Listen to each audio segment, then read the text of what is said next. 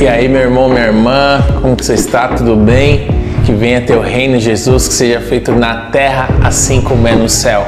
Estamos aqui para mais um episódio da série A Bíblia, mais um livro e o que Jesus quiser. Já vamos orar, pedir a direção do Espírito Santo. Pai, te agradecemos por mais esse dia, pela sua misericórdia que se renova a cada manhã, Senhor. Pedimos que a tua presença nos guie nessa leitura, Pai. Que teu Espírito Santo venha nos ensinar, Senhor, qual é a sua vontade, Senhor, para as nossas vidas. Fale com o ouvinte que está ali do outro lado, Senhor. Tu conheces todas as necessidades, tu sabes o que vai no íntimo de cada um e que a tua palavra venha ministrar conforme a necessidade do teu povo, Senhor. Eu não o conheço às vezes, Pai, mas tu conheces de perto, Senhor. Tu conheces cada detalhe da vida dele e dela, Senhor. Tu o chamas pelo nome, Senhor, pois o mesmo Deus que criou trilhões de estrelas e deu nome para cada uma delas é o mesmo Deus que nos chama pelo nome, Senhor. O mesmo Deus que estabeleceu o firmamento é o mesmo Deus que desenhou o meu e o teu interior.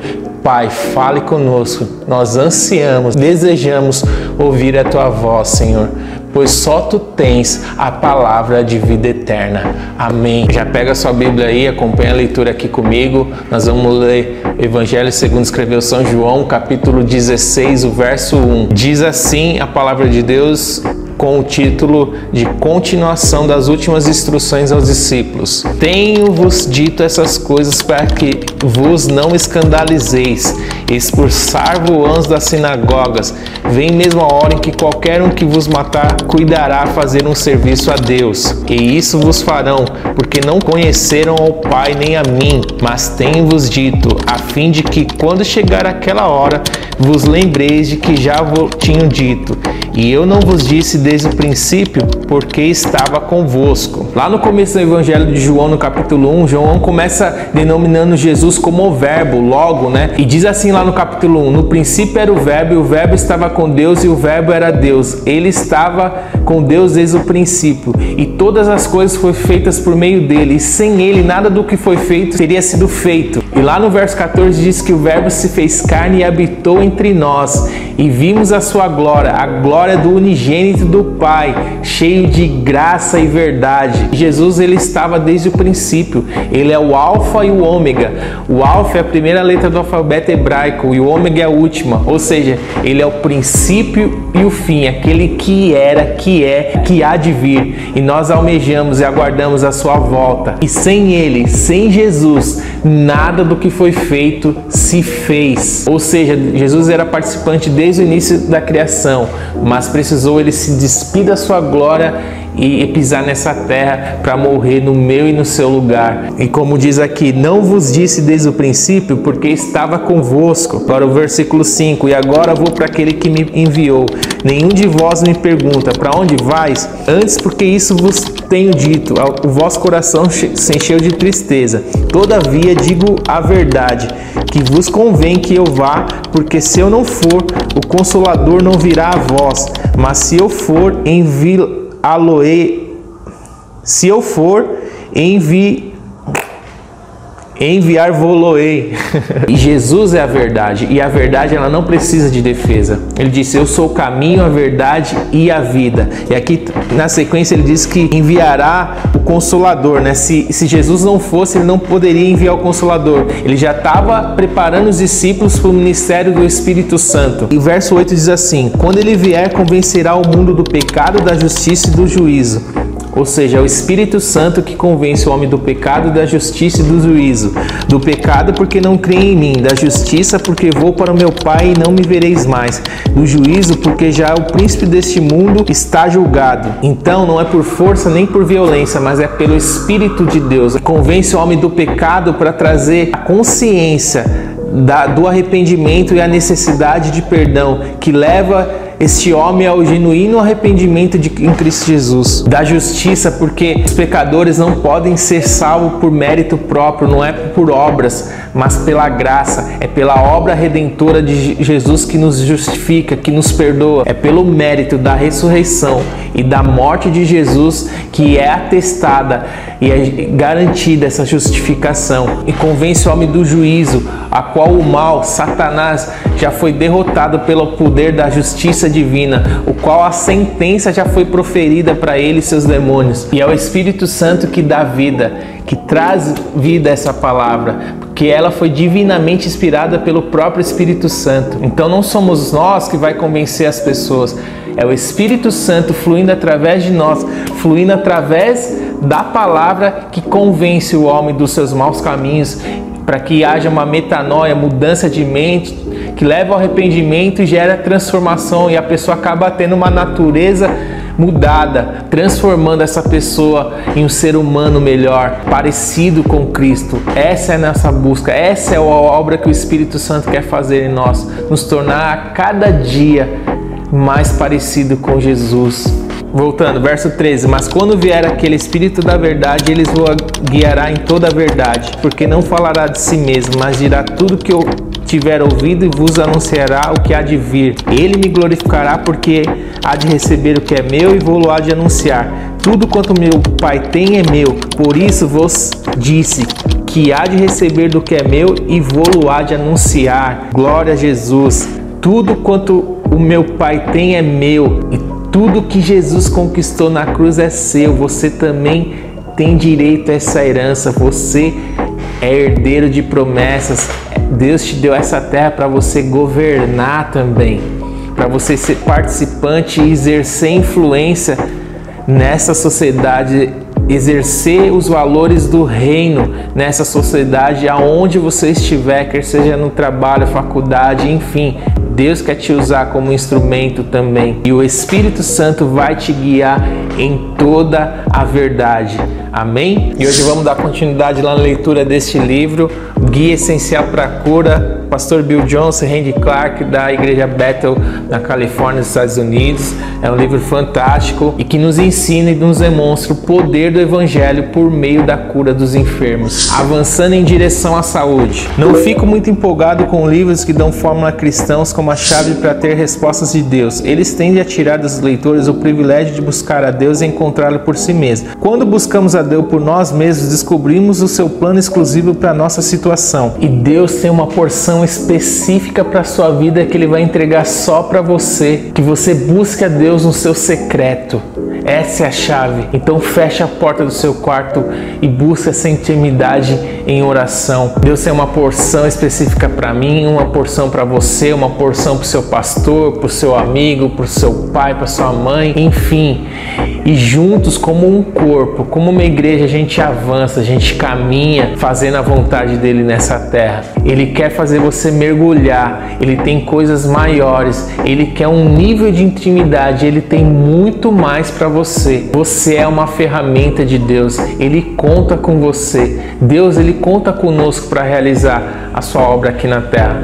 Pode soar até meio assim arrogante, Deus vai contar com a gente, ele é todo soberano, sim, ele é todo soberano, mas ele escolheu nos usar para fazer a vontade dele aqui nessa terra e que possamos nos entregar, colocar à disposição todo o nosso ser, porque tudo é por Ele, para Ele e para a glória dEle. Que você entregue suas emoções, seus sentimentos, tudo aquilo que você é, tudo aquilo que você tem, que você sirva ao Senhor com todo o seu ser. Amém? Tenho dito isso, porém quero dar alguns princípios aqui relacionados ao tema de uma alma próspera.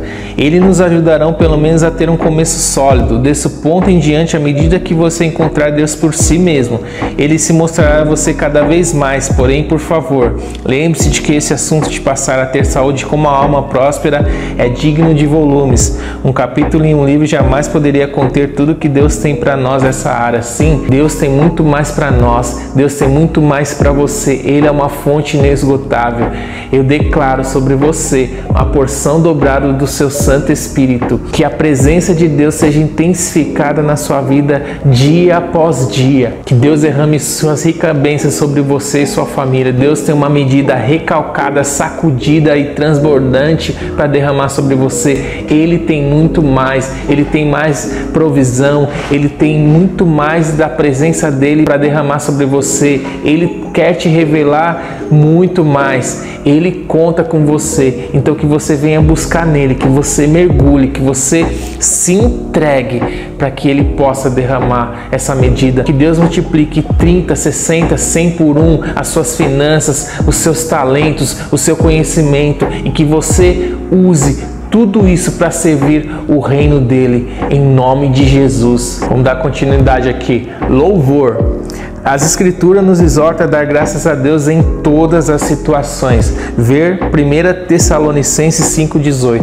Israel primeiro deveria enviar Judá para a batalha. Ver Juízes 1, do 1 ao 2. Judá significa louvor. Deus habita nos louvores. Esse tempo na presença manifesta de Deus nos transforma mais do que poderíamos imaginar. Que a sua vida seja uma vida de adoração, de louvor a Deus. Um dos nossos principais propósitos é adorar a Deus com tudo que somos. Então que você seja um sacrifício vivo de louvor a Deus. Essa é a chave para a prosperidade da alma. Jeremias 31, 12 e 14. Assim que virão, exultarão no alto de Sião, e correrão aos bens do Senhor, ao trigo, ao moço e ao azeite, e aos cordeiros e bezerros, e a sua alma será como um jardim regado, e nunca mais andarão tristes. Então a virgem se alegrará na dança, como também os jovens e velhos juntamente, e tornarei o seu pranto em alegria e os consolarei, e lhes darei alegria em lugar de tristeza, e saciarei a alma dos sacerdotes com gordura, e meu povo se fartará de meus bens, diz o Senhor. Jeremias 31, 12 ao 14. Na presença de Deus até a tristeza salta de alegria. Deus tem alegria sim para você. Deus tem paz que excede todo entendimento sim para você. Jesus, ele suportou ali a morte de cruz pela alegria que lhe havia sido proposta a ele. E Deus também tem promessas para a sua vida. A Bíblia diz que a alegria do Senhor é a nossa força. E o que é a alegria do Senhor na nossa força? Quando aquilo que nós fazemos alegra o coração do Pai. O Espírito Santo é uma pessoa, ele se alegra. Então que as suas atitudes venham alegrar o Espírito Santo e ele vai te dando força. A alegria do Senhor é a tua força. Então que você esteja atento em obedecer o chamado de Deus, em obedecer aquilo que Deus quer que você faça, distante do pecado, fazendo a vontade de Deus, alegrando o coração do Pai, e Ele vai renovando as suas forças todos os dias. E o reino de Deus é isso, é paz, justiça e alegria no Espírito. Essa é uma promessa de Deus impressionante, disponível para cada um de nós, que a nossa alma será como um jardim regado. Esse é o equivalente do Antigo Testamento para a 3 João 2. A prosperidade da alma é vista em alegria, regozijo, consolo da sua presença e uma abundância avassaladora de Deus. Esse é o coração dele. Esse é o coração que Deus tem para você. Esse é o desejo de Deus, é te alegrar, é te dar paz, é te consolar. Deus tem planos de paz para a sua vida. O versículo final dessa passagem revela um segredo. São os sacerdotes que têm a alma saciada. Saciar significa comer em excesso sem modéstia. Essa é a imagem do sacerdote. O sacerdote é alguém que ministra ao Senhor em ações de graças, louvor e adoração. Uma alma saciada é o resultado da presença avassaladora de Deus sobre aqueles que se oferecem como sacrifício vivo para sua glória. A abundância que vai além da medida é o que transforma a alma humana no instrumento pretendido por Deus, destinado a refletir sua extrema generosidade. Sim, Deus é generoso, Ele quer te dar muito mais. Ele é uma fonte inesgotável e você encontra tudo isso na presença de Deus. Que a presença de Deus seja a nossa prioridade, porque a presença de Deus, ela nos guia, assim como guiou o povo no deserto, como uma nuvem que cobria e protegia do sol durante o dia e como uma coluna de fogo à noite para guiá-los. Então, que essa presença te guie, que essa presença onde você vai encontrar tudo que você precisa seja o seu foco, seja a sua prioridade. E Deus vai atender os pedidos do seu coração quando você está buscando a justiça de Deus. As outras coisas, as demais coisas, Deus acrescenta na sua vida. Ele cuida de ti. E é isso, meu irmão, minha irmã. Por hoje é só, mas que Deus continue falando no seu coração no decorrer deste dia. Que você possa compartilhar esse vídeo com a primeira pessoa que vier aí no seu coração. Quem sabe ela possa estar precisando dessa palavra, dessa mensagem. Escreva aí nos comentários, curta o que você achou, os seus insights. E tamo junto. E como eu sempre digo, vai para cima com Jesus, que seja feito na terra assim como é no céu. É nóis!